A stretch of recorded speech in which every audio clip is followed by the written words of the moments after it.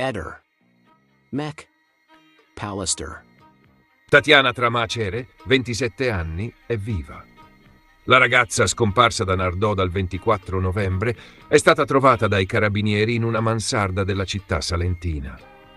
Secondo le prime informazioni raccolte dagli inquirenti, era stata sequestrata e tenuta nascosta in uno stanzino sotto il tetto, al termine di giorni di ricerche in cui si erano alternate ipotesi di allontanamento volontario, paura crescente e, nelle ultime ore, anche la falsa notizia del ritrovamento di un cadavere nelle campagne.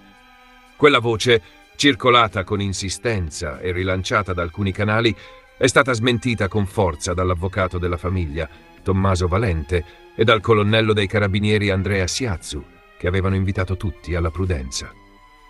Nel frattempo, la procura di Lecce aveva già aperto un fascicolo con l'ipotesi di istigazione al suicidio, mettendo al centro delle verifiche l'amico trentenne Dragos Ioan Gheormescu, l'ultimo ad aver visto Tatiana la sera della scomparsa e protagonista anche di un intervento televisivo a Chi l'ha visto.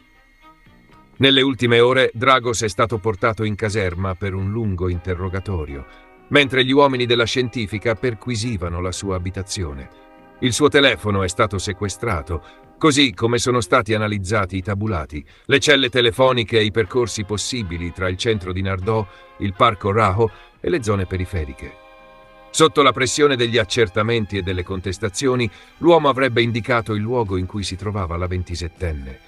Da lì il blitz dei carabinieri, l'accesso nella mansarda e la scoperta che Tatiana era viva. Per la famiglia è la fine di un incubo durato giorni, segnato dal silenzio del telefono, dagli appelli in TV, dalle ricerche coordinate dalla prefettura tra Nardò, le Marine e il resto del Salento.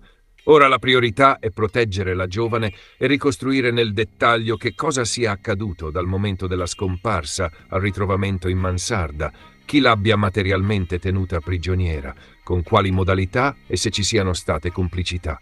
Sul fronte giudiziario la posizione di Dragos Ioan Gheormescu è destinata a cambiare ancora, con l'ipotesi di sequestro di persona che entra con forza nello scenario delle indagini, mentre gli inquirenti cercano di trasformare la svolta di queste ore in un quadro probatorio solido, capace di reggere in aula. Ehi, non dimenticare di iscriverti a questo canale.